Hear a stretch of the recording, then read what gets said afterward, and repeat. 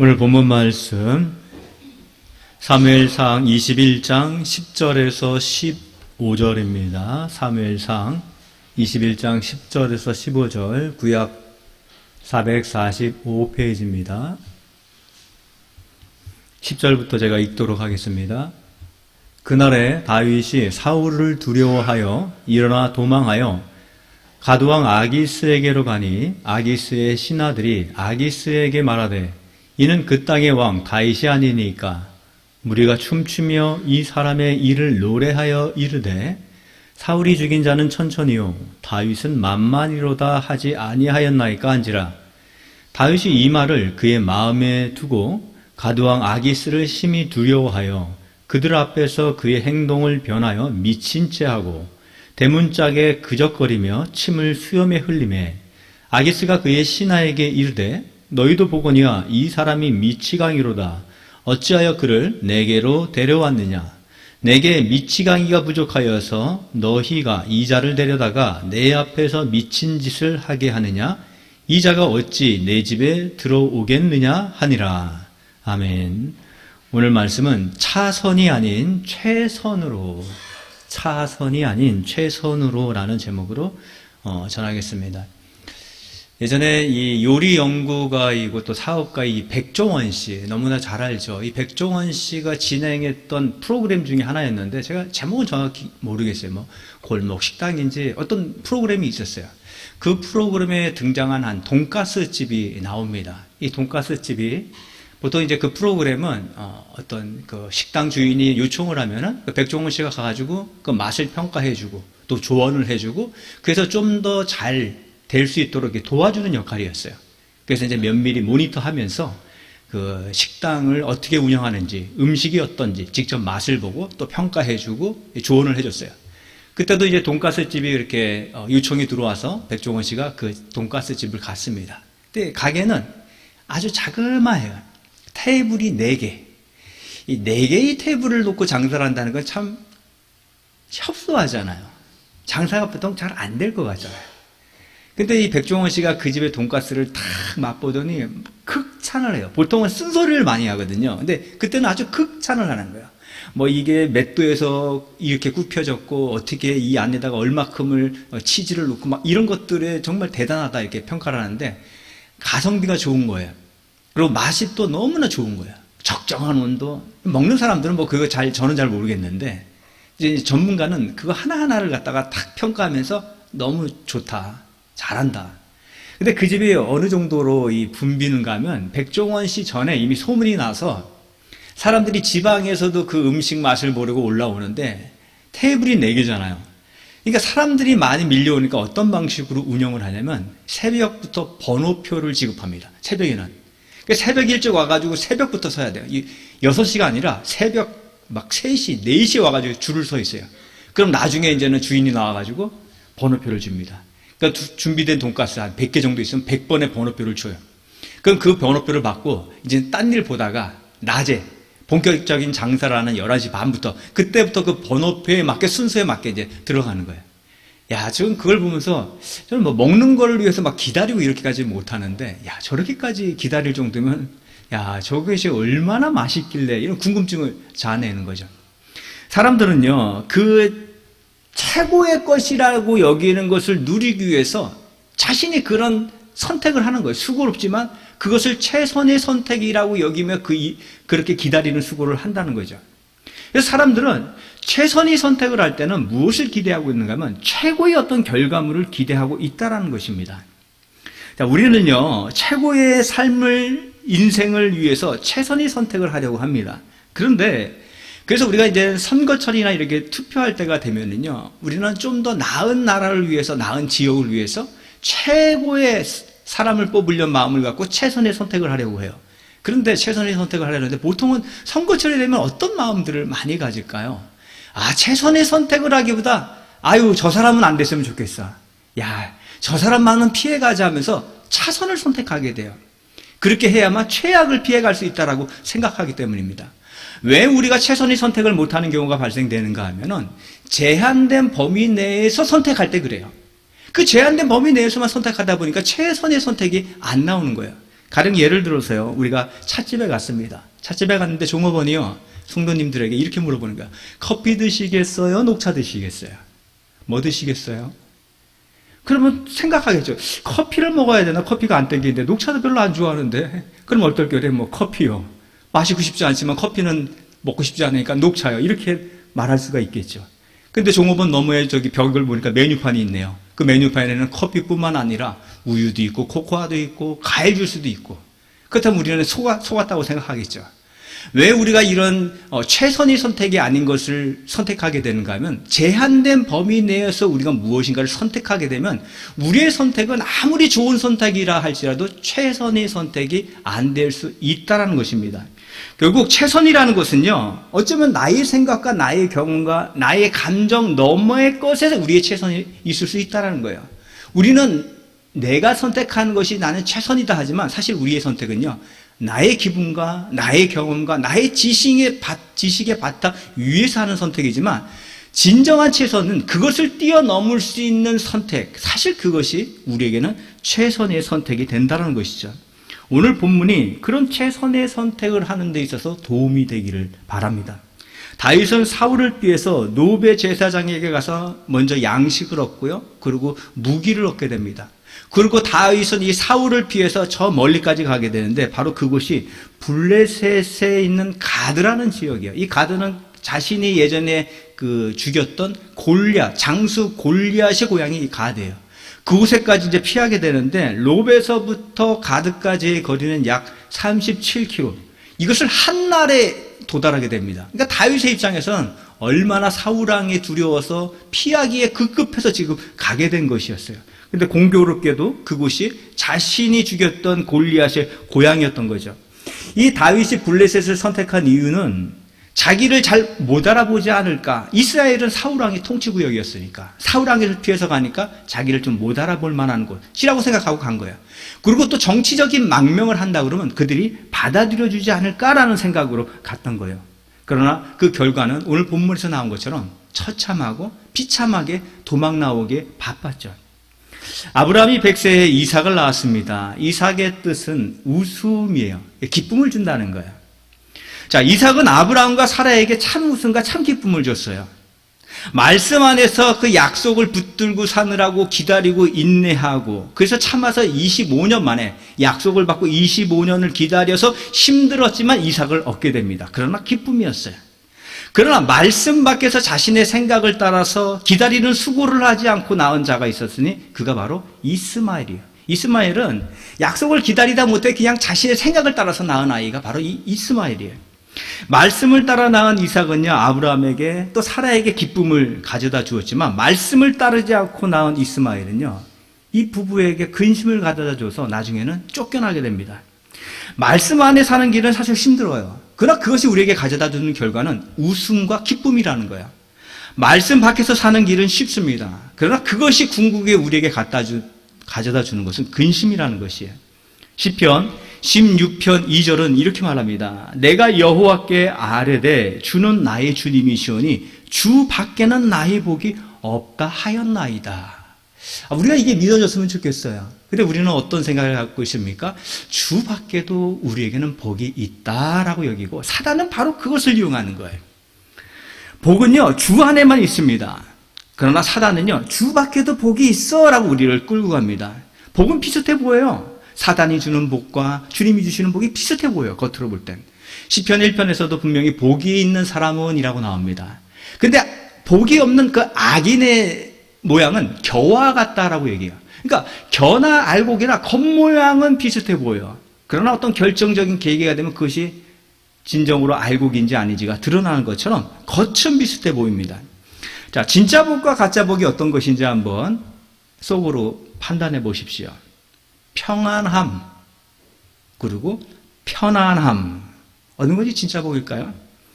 평안함이 진짜이고 평안함이 진짜이고 편안함은 가짜입니다. 복처럼 보이지만 가짜예요. 사단은 무엇으로 우리를 꼬드길까요? 편안함으로 우리를 꼬드겨요. 자, 편한 게 뭐가 나쁘겠습니까? 그러나 그것이 궁극적으로 우리에게 복이 안 된다는 거예요. 제가 젊은 시절에 무언가에 낙심이 되고 그래서 굉장히 이렇게 집에서 이렇게 있었던 적이 있었어요. 근데 뭐 집에서 뭐 합니까? 마음이 힘드니까 아침 먹고 자고, 점심 먹고 자고, 저녁 먹고 자고. 며칠을 그렇게 했어요. 먹고 자고, 마음이 힘드니까. 근데 그렇게 하니까 몸은 편안해요. 근데 마음은 힘들어요. 평안함이 없어요, 마음에는. 편안했는데 그 편안이 행복이 아닌 거죠. 그것에는 권태가 있고 괴로움이 있고 불행이 있습니다. 세상이 약속한 것은 바로 그 편안함이에요. 자, 우리가 복 그러면은 첫 번째로 많이 먹고 뭐를 꼽냐면 물질의 복을 꼽아요. 돈. 돈이 우리에게 해결해 줄 수 있는 것이 무엇일까요? 평안함일까요? 편안함일까요? 평안함을 우리에게 확보해 주지 않아요. 그러나 편안함을 돈이 많으면 확보해 줍니다. 돈이 많으면 평안해질 수 없습니다. 돈이 많으면요, 편안해질 수는 있어요. 이 편안함이 궁극적인 만족을 주지는 못한다는 거예요. 오히려 돈이 많을 때 불안이 많고 많은 유혹에 우리가 노출되게 됩니다. 중국의 어떤 선교사님이 그런 말을 해요. 중국의 많은 변천사 그 속에서 이 오랜 시간 중국에서 선교를 했는데 이렇게 중국을 보니까 어느 시점에 대해서 굉장한 이 경제적인 발전이 이루어진 때가 있어요. 이때 많은 중국 부자들이 나타나게 됩니다. 뭐 중국 부자도 부자는 보통 부자가 아니고 또 중간층에 되는 부자들, 이런 부자들이 나타나는데 부자가 되면서 이들에게 어떤 일들이 벌어지냐면 부자가 되니까 먼저 이 사람들은 좋은 차를 바꿔요. 그리고 집들을 바꿔요. 그래서 집들을 막 담벼락을 높이 쌓고 그리고 그 안에 갇혀 사는 것처럼 느껴진다라고 이분은 말합니다. 그러니까 불안한 거죠. 내 것을 보호하기 위해서 점점 철저히 세상과 이제 뭔가 이렇게 격리되는, 세상으로부터 자신을 보호하려는 이 벽이 더 높아진 거예요. 예전에 우리나라도 그런 적이 있었어요. 담벼락이 이렇게 있으면 담벼락 위에, 지금은 그게 없는데 유리병 이렇게 탁 깨가지고 담벼락 위에 탁 꽂혀 있어요. 근데 도둑이 거기에 못 들어가죠. 잘못 들어가면 다 다쳐버리죠. 또 어느 집은 보면은 이 쇠창살로 이렇게 뾰족뾰족 바깥으로 이렇게 휘어지게 이렇게 한 데가 있었어요. 못 들어오게. 그러니까 내가 지킬 것이 있으니까 불안하니까 이제 그런 것들로 해가지고 설치를 하는 거죠. 뭐 지금은 방범 시스템이 너무 잘 돼 있어서 그렇게는 안 하겠지만 우리가 주님의 뜻에 벗어난 우리의 뜻을 살면요, 결국은 이스마엘을 낳게 되는 거예요. 참 기쁨이나 참복이 아닌 뭔가 근심 있고 무언가 불안한 가운데서 지켜내려는 그런 이스마엘을 우리는 낳게 된다는 것입니다. 그러나 반면에 주님의 뜻 안에서 결정하고 행할 때는요, 이삭이라는 기쁨을 얻게 되는 것이에요. 이것은요, 밖에서부터 오는 복이 아니라, 밖에서부터 오는 기쁨이 아니라 우리 내면에서부터 임하게 되고 흘러넘치는 기쁨과 웃음인 거죠. 그렇기 때문에 주님과 상관없이 선택하는 것에는 가짜 복의 인생을 누리게 되지만 주님 안에서 선택하는 것에는 진짜 복의 인생을 누리게 된다는 것입니다. 그렇기 때문에 최선의 선택이라는 것은 결국은 주님 안에서 선택하는 것, 그것이 바로 우리에게는 최선의 선택이 되는 것이에요. 오늘 본문에 다윗이 블레셋 가드에 왔을 때 이 가드왕 아기스의 신하들이 그를 알아보고 말합니다. 11절에 보니까 아기스의 신하들이 아기스에게 말하되 이는 그 땅의 왕 다윗이 아니니까 우리가 춤추며 죽인 자는 천천히요 다윗은 만만이로다 하지 아니하였나이까 한지라. 지금 이 가드의 신하들과 백성들에게 이 다윗은 적인 거예요. 우리의 최고의 장수라고 여기는 블레셋을 죽인 자, 적군이죠. 그를 알아본 거예요. 지금 다윗은 사울이라는 추격자를 피해가지고 자신의 몸을 은신처 삼아서 지금 이 블레셋으로 넘어왔건만 막상 와보니까 여우를 피해서 왔는데 이곳은 호랑이 굴에 온 거예요. 사람의 생각이라는 것이요, 나는 최선의 판단이라고 생각하고 판단 내리지만요, 그 판단 안에는 뭐가 들어가 있습니까? 내 경험이 기반되어 있어요. 내 지식이 기반되어 있어요. 내가 받은 상처들이 기반되어 있어요. 그것 위에서 우리는 판단을 하게 되고, 근데 그것을 우리는 최선이라고 착각을 하게 된다는 것입니다. 다윗은 지금 적대 국가에서 장수가 기순하면 받아줄 줄 알았던 거예요. 도와줄 줄 알았던 거예요. 그러나 고난이 때 우리가 조심해야 될 것은 사람한테 피한다, 그것이 근본적인 해결을 갖다 주는가? 그렇지 않다는 거예요. 물론 사람의 도움을 받아야 될 필요성이 있습니다. 누군가에게 물질의 도움을 받아야 될 때도 있고요, 누군가에게 어떤 마음적인 도움을 받아야 될 때도 있어요. 그러나 그런 도움이 우리에게 근본적인 문제 해결을 가져다 주지는 않는다는 것이에요. 시편 146편 3절에 귀인들을 의지하지 말며 도울 힘이 없는 인생도 의지하지 말지니. 여기서 귀인이라는 것은 나디브라는 이 히브리어를 씁니다. 이 말은 힘 있는 사람, 영향력 있는 사람을 얘기하는 거예요. 그들을 의지하지 말라는 거야. 그들이 도울 수 있습니다. 그러나 그들이 측은히 여기고 도움을 주긴 하겠지만 그 이상의 구원이나 우리의 근원적인 문제 해결에 이르지는 못한다는 거예요. 우리에게 근본적인 문제 해결의 지점, 진정으로 우리를 구원해 줄 분은 주님뿐이 없다는 것입니다. 이 가드왕의 신하들이 다윗을 알아봅니다. 저 사람은 우리의 주적이에요. 용사 골리앗을 죽인 자예요. 우리에게 최대의 적입니다. 이참에 죽입시다. 이들은 그렇게 생각했을 거예요. 다윗은 위험을 직감합니다. 야, 여기다가는 내가 피하러 왔는데 딱 죽게 생겼네. 안 되겠다. 그러니까 다른 방법을 찾아낼 수가 없는 거야. 그러니까 어떻게 합니까? 미친 척합니다. 야, 미친 척한다는 게 보통 연기가 아니잖아요. 이 다윗이 미친 척하는데 정말 이 연기 대상감으로 미친 척이에요. 13절에 보니까 이렇게 나옵니다. 그들 앞에서 그의 행동을 변하여 미친 채하고 대문짝에 끄적거리며 침을 수염에 흘리며. 이 모양을 한번 상상해 보세요. 그 장수 다윗이 그냥 막 헛소리 하는 정도가 아니라 대문짝에다가 제가 표현하고 싶은데 그냥 상상해 보세요. 침을 쫙쫙 흘리면서.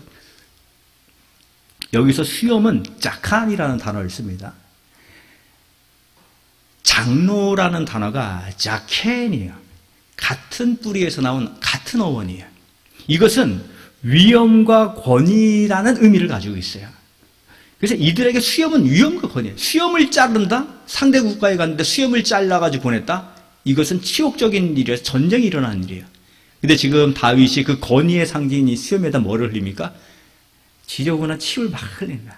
지금 이 살기 위해서 몸부림치는 거야. 나를 제발 미친 사람으로 봐달라고 권위고 체면이고 뭐 아무것도 없이 그냥 내동댕이 친 그 자신의 비참한 모습을 보여주는 거예요. 왜요? 두려움 때문에. 다윗이 사울을 피해서 사울의 힘이 못 미치는 이 블레셋 땅에까지 온 것. 그것이 최선의 선택일 줄 알았지만 사실은 최선이 아니었죠.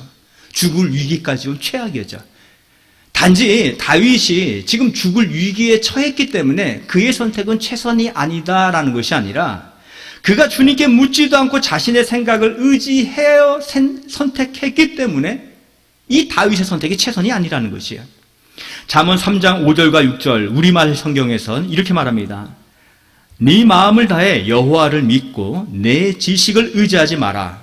네가 하는 모든 일에서 그분을 인정하여라. 그러면 그분이 내 갈 길을 알려줄 것이다. 성경은 분명히 말하고 계세요. 네 생각 의지하지 마라. 거기에 최선 없어. 네 생각에는 네 감정과 네 기분과 네 지식과 네가 알고 있는 지식의 한계 안에서 네가 경험했던 그 경험 안에서 선택하는 것이 네 최선은 거기에 있지 않아 라고 얘기하는 거예요. 다윗이 블레셋을 그렇게 어찌어찌해서 겨우 빠져나왔습니다.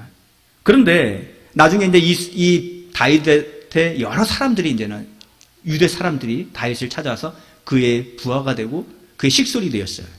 그런데 그 후에 이스라엘의 그윌라라는 지역의 사람들이 이 블레셋 군대에 의해서 계속 이 추수한 것을 갖다가 약탈을 당하는 거예요. 노략질을 당하는 거예요. 그래가지고 이 다윗에게 도움을 청합니다. 그때 다윗이 지금 도망자 신세입니다. 그런데 도망자 신세이긴 하지만 이 블레셋 사람들의 공격을 동족이 공격받는 걸 지금 알게 된 거예요. 그러니까 이 다윗이 고민이 하게 됩니다. 내가 도와주자니 지금 내 코가 석자인데 그리고 안 도와주자니 내 동족이 지금 괴롭힘을 당하는 걸 뻔히 알고 있는데 이것을 그냥 바라만 보고 있단 말인가? 그러다가 이 다윗이 한 행동입니다. 사무엘상 23장 2절에 이에 다윗이 여호와께 묻자와 이르되 내가 가서 이 블레셋 사람들을 치리이까? 여호와께서 다윗에게 이르시되 가서 블레셋 사람들을 치고 그일라를 구원하라 하시니. 다윗이 어떻습니까? 이제 하나님께 묻기 시작해요. 전적으로 하나님께 매달리는 거예요. 그래서 블레셋으로 망명 갈 때는 자신의 생각을 의지하던 다윗이 이제는 하나님의 뜻이 확실해질 때까지 기도하며 나오는 것이에요. 그런데 결정적으로 이렇게 하나님이 분명히 뜻을 줬는데 부하들이 반대하게 됩니다. 사무엘상 23장 3절에 다윗의 사람들이 그에게 이르되 보소서 우리가 유다에 있기도 두렵거든 하물며 그일라에 가서 블레셋 사람들이 군대를 치는 일이니까 한지라. 지금 우리가 지금 쫓기고 도망다니기 바쁜데 누구를 지금 도와줘요? 저들은 군대잖아요. 블레셋 군대. 우리는 지금 군대도 아니고 당신 밑에 지금 충성하겠다고 당신과 더불어 사는 사람인데 무슨 우리가 힘이 있다고 도와줘요? 안 됩니다. 반대를 하는 거예요. 그러자 다윗이 어떻게 합니까? 다윗이 또 하나님께 또 묻습니다. 사무엘상 23장 4절에 다윗이 여호와께 다시 묻자온데 여호와께서 대답하여 이르시되 일어나 그일라로 내려가라. 내가 블레셋 사람들을 네 손에 넘기리라 하시니. 이제 다윗은요 자신의 판단도 아니고 부하들의 어떤 그 소리도 아니고 오직 주님만을 의지하고 주님께 기도해서 주님의 음성, 주님의 뜻을 따라서 행동하게 됩니다. 그래서 결국 다윗은요 부하들을 독려해서 그 적은 숫자지만 블레셋을 쳐서 승리하게 돼요. 그리고 그일라성을 구원하게 됩니다. 전과는 완전히 딴판인 다른 모습의 이 다윗을 보게 되는 것이죠. 자신의 생각을 의지했던, 그것을 우선시했던 다윗이 이제는 하나님을 먼저 우선시하는 그 다윗으로 변화된 것이에요. 최선의 선택은요 주님의 뜻을 묻고 따르는 데 있음을 경험한 것이에요. 다윗이 도망다니면서 많은 사람들이 이제 다윗에게 이제는 오게 됩니다. 그래서 이제는 그 시절에 다윗의 부하 장수만 600명이에요. 그리고 부하 장수에게 딸린 식솔들까지 합치면은 뭐 대략 1000명 되지 않을까. 근데 다윗이 이제 도망다니다 이 많은 사람들을 끌고 도망다니기 힘드니까 또 블레셋에 넘어갑니다. 그때 블레셋의 왕이 이 많은 사람들이 있으니까 그들에게 시글락이라는 마을을 아예 통째로 줘버려요. 이곳에서 살아라. 근데 남의 나라에 가서 마을을 얻어서 산다는 게 얼마나 눈치 보여요. 미안하고 또 뭔가 보답하고 싶잖아요. 그러니까 다윗이 한 번은 이 블레셋 연합군이 전쟁을 하는데 우리가 그래서 가가지고 좀 힘을 보태자. 얹혀 사는데 힘을 보태자 해서 부하 장수들과 함께 이 블레셋 연합군에 합류하려고 합니다. 근데 그때 블레셋 연합군의 어떤 장수가 저 사람은 안 됩니다. 우리의 적인데. 우리 편 들었다가 나중에 뒤에서 치면 어떡합니까? 안 됩니다. 받아들이지 마십시오. 그래서 다시 그들이 시글락 마을, 자신의 마을로 돌아갑니다. 돌아왔더니 난리가 난 거예요. 그 마을이 불타고 자녀들이 다 아말렉 족속에게 끌려가고 재산을 다 약탈당한 거예요. 분노가 치밀어 오릅니다. 부하들이 지칠 대로 지쳐 있었죠. 힘들었죠. 도망자 신세에서 자신의 처자식조차 다 지금 끌려간 상태에서 마을은 불타 있고 너무나 처참한 이 신경에 분노가 폭발하면서 그 분노를 어디다 쏟는가 하면 다윗에게 쏟는 거예요. 그래서 다윗을 돌로 쳐서 죽이려고 합니다.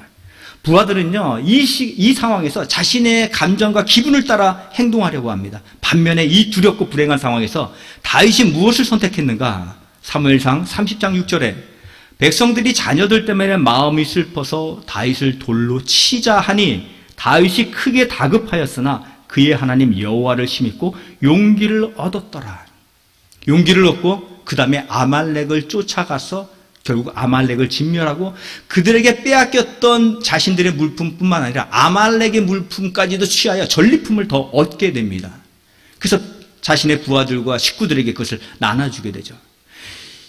이렇게 주님의 뜻 가운데서 선택할 때 그때 주님이 주시는 해답이 있어요. 지금 다윗에게 가장 필요했던 것은 뭐였냐면 그가 이 어려운 상황에서 부하들을 결속시켜서 나아가서 전투할 수 있는 결단과 용기가 필요했던 거예요. 하나님이 다윗에게 준 것은 바로 그것이었던 것이에요. 이 일을 계기로요 부하 장수들은 오히려 위기를 대처하는 능력의 다윗을 보게 됩니다.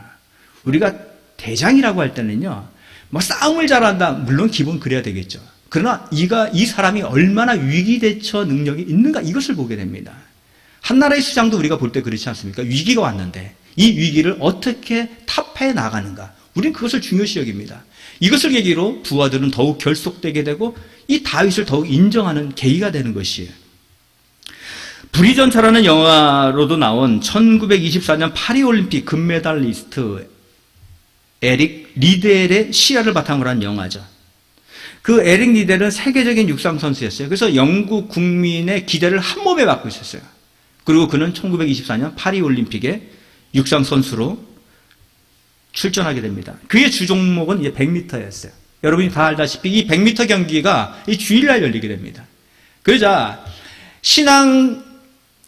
자신의 신앙 어떤 소신을 따라서 그 경기가 주일날 열리기 때문에 나는 주일 성수를 해야 됩니다 하면서 출전을 거부합니다. 출전을 거부할 때 따르는 그 원성, 비난, 보통 큰 것이 아니겠죠.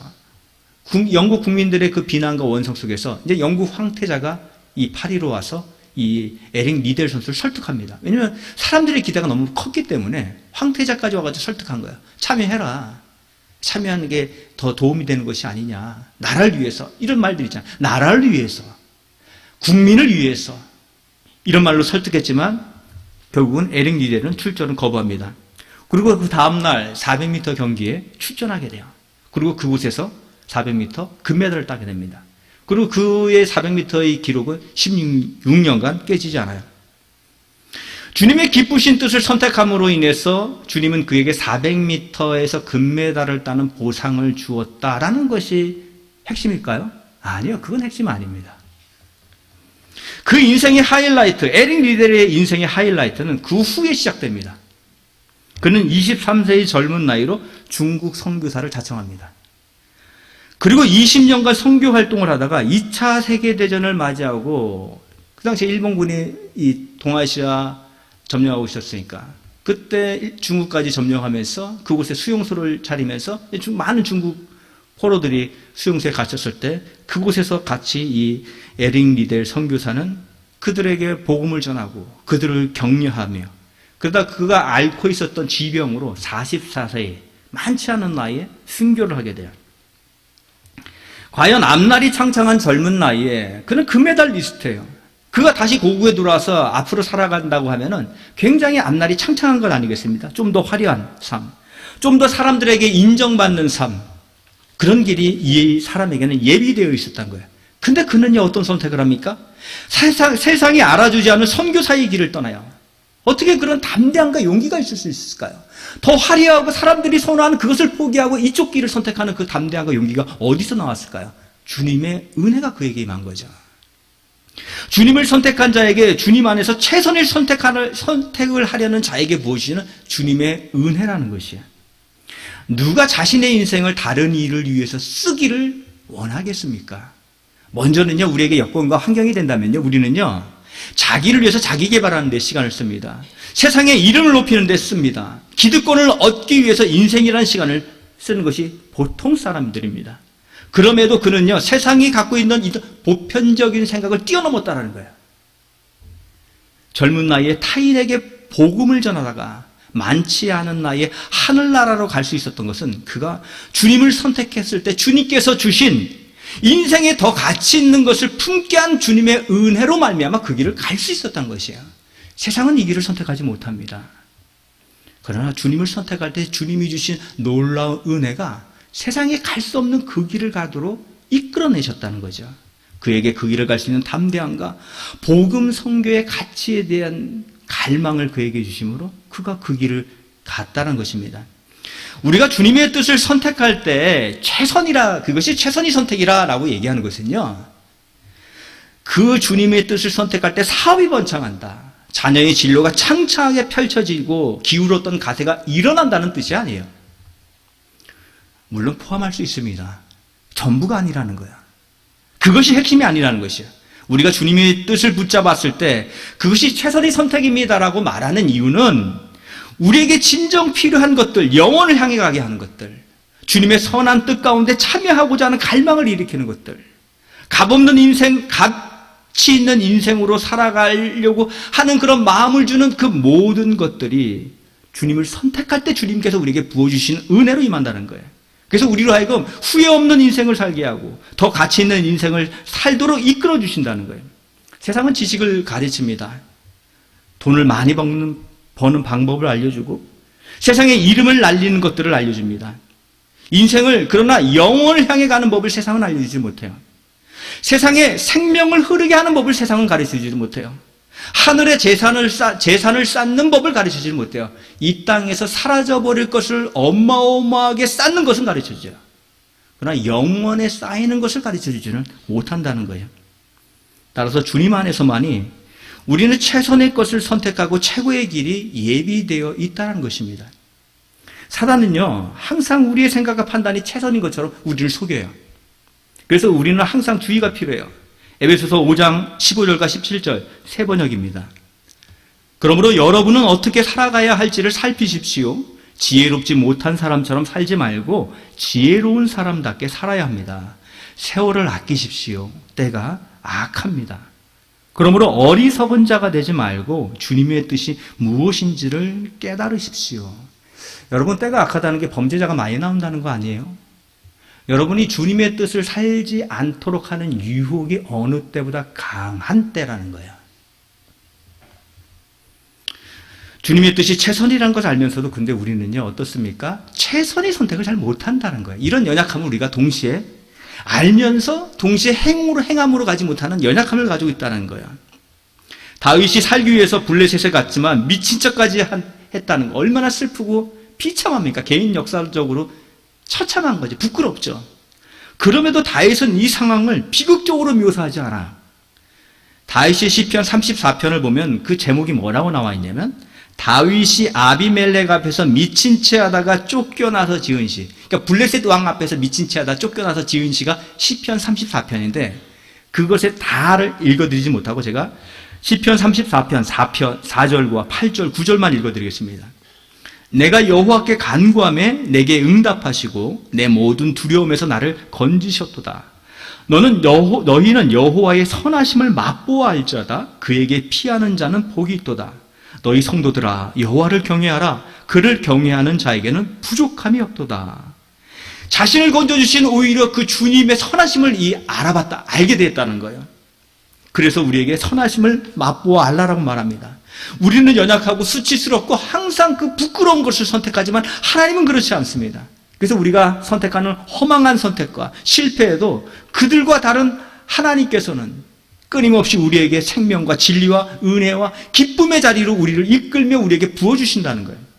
우리가 어느 시점에서 하나님의 선하심을 맛보아 알 수 있을까요? 우리가 만들어낸 최악의 절망의 자리, 포기의 자리에서 하나님이 누구신가를 우리는 거꾸로 알게 됩니다. 그래서 우리는 실패한 것 같은데 일으키시는 주님을 경험해요. 그래서 절망의 자리 같은데 그 가운데 소망을 바라보게 하시는 우리는 주님을 경험하게 돼요. 처참한 그곳에서 우리는 주님의 선하심을 맛보게 되는 거죠. 우리가 차선을 선택했음에도 불구하고 주님은 우리를 멸망으로 끝나지 않는 인생이 되게 한다는 거예요. 그래서 우리로 하여금 주님을 찬양하게 하고 감사케 하고 주님을 자랑하는 최선의 인생으로 우리를 끌고 간다는 거예요. 아브라함의 조카 롯이 아브라함과 헤어질 때 그는 화려하고 번영의 도시 소돔과 고모라를 선택해서 갑니다. 소돔은요, 최선의 도시가 아니었어요. 그것은 화려하지만 그것은 최악의 도시였어요. 왜냐하면 그것은 멸망할 도시였기 때문이에요. 비록 롯이 잘못 결정했지만 하나님은 롯을 그대로 내버려 두지 않습니다. 두 천사를 보내서 롯이 있는 곳에 보냅니다. 그때 롯이 두 천사를 맞이해서 자신의 집으로 강권하여 초청합니다. 그리고 그때 천사들은 롯에게 말합니다. 이 도시는 멸망할 것이다. 롯은 그 소식을 듣게 돼요. 이것이 롯에게 임한 첫 번째 은혜입니다. 이곳에 있으면 안 된다는 것을 깨닫게 한 첫 번째 은혜예요. 그러나 그 소식을 듣고도 꾸물거리는 거예요. 머뭇거려요. 빨리 피해야 되는데. 답답하죠. 소돔과 고모라 이것은 최악인데 또다시 꾸물거리는 최악을 선택하게 됩니다. 그러자 이 두 천사가 강권하여 손을 붙잡고 끌어서 이 성에서 끄집어냅니다. 창세기 19장 16절 새 번역입니다. 그런데도 롯이 꾸물거리자 그 두 사람은 롯과 그의 아내와 두 딸의 손을 잡아 끌어서 성 밖으로 안전하게 대피시켰다. 주님께서 롯의 가족에게 자비를 베푸신 것이다. 여러분 곁에 여러분을 영적으로 이끄는 손길이 있거들라 그것을 거절하지 마시기 바랍니다. 예배 안 드리는 게 육신에 편하죠. 기도를 쉬고 안 드리는 것이 쉽죠. 그러나 그것이 우리를 복된 길로 이끌지는 않는다는 것이에요. 불편하더라도 영적으로 권면하는 이들의 소리에 귀를 기울이세요. 그분을 통해서 주님의 손길이 이끌고 있다는 것을 여러분 확신하시기 바랍니다. 주님이 이끄시면요 항상 최선이기 때문이에요. 그리고 그 이끄심의 지점에는 우리가 세상에 주지 못하는 진정한 복이 바로 그곳에 있기 때문입니다. 큰 배가 바다를 이렇게 향해하고 있었어요. 배의 선장은 대령입니다. 어두운 밤을 싹 향해하고 있는데 주시하면서 봐야 되잖아요. 어두우니까. 근데 저 멀리서 희미한 불빛이 보이는 거예요. 이대로 가다가는 부딪히겠는 거예요. 그래서 이 배에 이 신호수한테 이제 불빛으로 밤이니까 불빛으로 신호를 합니다. 그럼 깜빡 뭐 이런 식으로 합니다. 그 배의 상대에다가 이제 신호를 하는 거예요. 불빛을 통해서 당신의 진로를 남쪽으로 10도 돌리시오. 그러니까 저쪽에서 급하게 또 메시지가 왔어요. 불빛으로. 당신의 진로를 북쪽으로 10도 돌리십시오. 그 메시지가 온 거예요. 해군 대령은 내가 지금 메시지를 보냈는데 저기 피하지를 않고 나보러 피하라고 기수를 돌리라니까 다시 기분이 나쁘면서 다시 두 번째 메시지를 보냅니다. 당신의 진로를 남쪽으로 10도 돌리세요. 나는 이 배의 지휘관 대령이요. 좀 이제 엄포를 넣은 거죠. 그러니까 저쪽에서 곧바로 메시지가 왔습니다. 당신의 진로를 북쪽으로 10도 돌리시오. 나는 3등 향해사요. 1등 향해사도 아니고 2등 향해사, 3등 향해사가 지금 대령이라고 하는데 기분이 더 나쁜 거예요. 세 번째 메시지를 보냅니다. 앞으로 일어날 일이 두렵다고 생각한다면 당신의 진로를 남쪽으로 10도 돌리시오. 이 배는 전함이요. 이 대령이 끌고 있는 전함, 전투함인 거야. 무지막지한 거죠. 그러니까 응답이 옵니다. 당신의 진로를 북쪽으로 10도 돌리시오. 나는 등대지기 3등 향해사요. 지금 등대지기하고 지금 수신을 하고 있던 거예요. 그리고 등대지기한테 당신 피하라 그랬던 거예요. 누가 기준이 돼야 됩니까? 등대가 기준이 돼야죠. 그렇지 않고 아무리 함대를 할지라도 아무리 항공모함이라 할지라도 그것을 향해서 가면은 그 배는 폭파하고 침몰하게 되는 것입니다. 이 이야기가 우리에게 주는 메시지는요, 나의 생각이 최선인 것 같고 나의 경험을 토대로 선택하는 것이 또 때로는 세상의 다수가 선택하는 그 길이 최선인 것 같지만 실상 주님의 뜻을 벗어나고 주님의 길을 벗어난 것이라면요, 기준을 벗어난 것이라면 그것은 최선이 아니라 최악이 된다는 것입니다. 잠언 3장 5절과 6절 우리말 성경입니다. 네 마음을 다해 여호와를 믿고 네 지식을 의지하지 마라. 네가 하는 모든 일에서 그분을 인정하여라. 그러면 그분이 네 갈 길을 알려줄 것이다. 주님이 인도하시는 길이 가장 정확한 길입니다. 가장 진정한 복된 길, 바로 그 길은 우리의 생각 밖에 있는 주님의 뜻 가운데 따르는 그 길만이 우리를 복으로 이끌기 때문에 우리는 주님의 뜻을 따라야 되는 거죠. 생명과 사명과 사망과 삶과 영원, 우리 내면의 기쁨과 축복이라는 이 근본적인 것에 대한 답은 오직 주님 안에 있기 때문에 최선의 길로 이끌 수 있는 분은 오직 주님뿐이 없다는 것입니다. 최선으로 인도하시는 주님을 신뢰하기 위해 주님은 우리에게 믿음이라는 걸 주셨어요. 이 믿음을 통해서 어떤 것이 온전한 것이고 어떤 것이 그런 것인지를 주님 안에서 해석하라고 주신 것이기 때문에 우리가 믿음 가운데서 한 주간도 정말로 주님의 뜻 가운데 선택하는 최선의 선택을 하는 그런 은혜가 임하기를 바랍니다. 기도드리겠습니다. 참 좋으신 하나님 아버지 감사합니다. 주님의 뜻을 따른다는 것은 불편하고 성가신 일이 될 수도 있으나 진정한 복은 주님 안에 있음을 깨닫게 합니다. 주님이시여 우리의 생각과 우리의 감정과 우리의 기분과 우리의 경험을 토대로 선택하지 않게 하시며 오직 주님의 뜻이 어디 있는지를 물으며 주님의 뜻을 향해 나아갈 수 있는 믿음의 믿음을 더하여 주시옵소서. 감사드리며 예수님의 이름으로 기도드립니다. 아멘.